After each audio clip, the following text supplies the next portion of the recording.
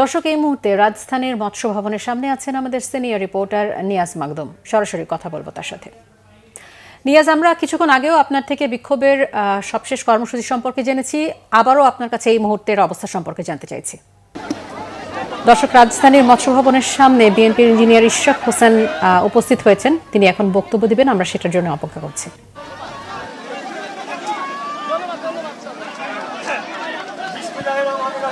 সকল সংগ্রামী ভাই ও বোনেরা, ভাই ও বোনেরা,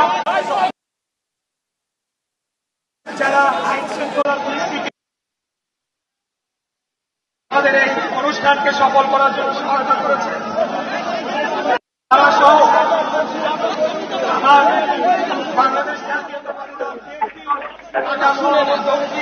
এবং সকল অঙ্গ সহযোগী সংগঠন মূলত ঢাকার আপামর নেমে এসেছেন। বৈরী আবহাওয়াতেও ঝড়, বৃষ্টি, গরম, তুফান এত কিছু সহ্য করে আপনারা এখন পর্যন্ত এই আন্দোলনে সংযুক্ত আছেন। সেটার জন্য প্রথমে আমি আমাদের নেতা বাংলাদেশ জাতীয়তাবাদী দলের ভারপ্রাপ্ত চেয়ারম্যান দেশনায়ক জনাব তারেক রহমানের সাথে আমার এই মাত্র আসার সময় কথা হয়েছে। উনি আপনাদেরকে তার অন্তরের অন্তঃস্থল থেকে ধন্যবাদ এবং কৃতজ্ঞতা জানিয়েছেন। উপস্থিতিবৃন্দ, আজকে এই যে আন্দোলনটি আমরা শুরু করেছি, একটি পর্যায় পর্যন্ত নিয়ে আসা হয়েছে। আমি স্পষ্ট করে আপনাদেরকে বলতে চাই, এখানে কোনোদিনও আমার মেয়র হওয়ার, মেয়র শপথ নেওয়ার বা ক্ষমতা গ্রহণ করার উদ্দেশ্য অথবা মূল লক্ষ্য ছিল না। আমি আবারও বলতে চাই, আজকের এই আন্দোলন কোনো এক ব্যক্তির ক্ষমতা অথবা কোনো একটি পদের জন্য লড়াই নয়। আজকের এই লড়াইটি নির্ধারণ করে দিবে যে এই বছর ডিসেম্বর মাসের মধ্যে আমরা আদৌ একটি জাতীয় নির্বাচন, যেখানে জনগণের সুষ্ঠু সঠিক ভোটদানের মাধ্যমে এবং সঠিক গণনা এবং ফলাফল ঘোষণার মাধ্যমে জনগণের সরকার প্রতিষ্ঠা হবে। সেই আজকে যে ঘটনাগুলো ঘটেছে, ইতিমধ্যে আমি সবকিছুই মিডিয়ার কাছে বলেছি, আমি খুবই সংক্ষিপ্তে আপনাদেরকে পুরো বিষয়টা আজকে বলতে চাই।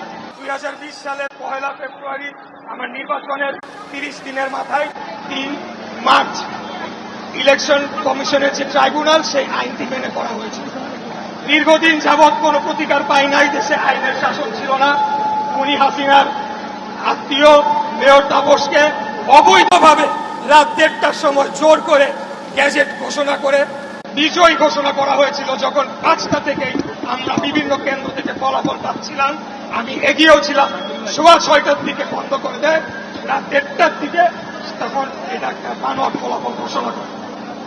সেটাকে অবৈধ চেয়ে আমরা মামলা করেছিলাম এবং পরবর্তীতে সকল সাক্ষী প্রমাণ সবকিছু শুনানি শেষে আদালত কর্তৃক নির্ধারিত হয়েছে যে মামলাটি সঠিক ছিল এবং আমি বিজয়ী প্রার্থী হতে পারি আইন অনুসারে। এরপর নির্বাচন কমিশনে পাঠানো হয়। কমিশনের সেখানে বিজ্ঞ আইনজীবীরা রয়েছে, আমার জানা মতে 7-8 জন ডিস্ট্রিক্ট জজ, তারা আইনজীবী প্যানেল হিসেবে কাজ করে থাকেন।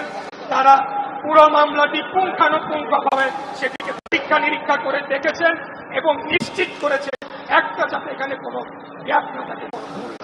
এই যে আমার ঘটনাটি নিয়ে আমরা যেটি দেখতে পেলাম যে সরকারের ভেতর থেকে বিচার বিভাগের উপরে হস্তক্ষেপ করা হয়েছে রায় প্রদানের সময়।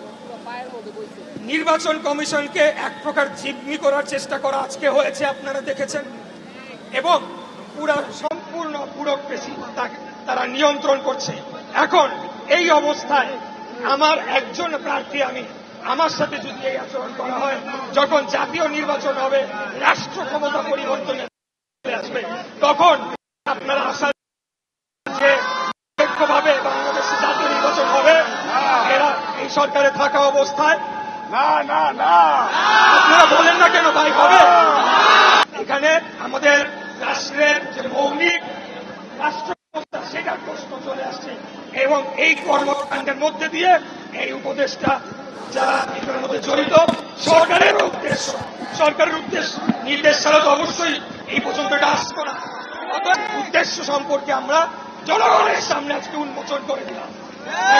এখন এরা কিভাবে সংশোধন করবে, কিভাবে তার নিরপেক্ষতা ফিরে পাবে, তাদেরকে সেই পদক্ষেপটা নিতে হবে।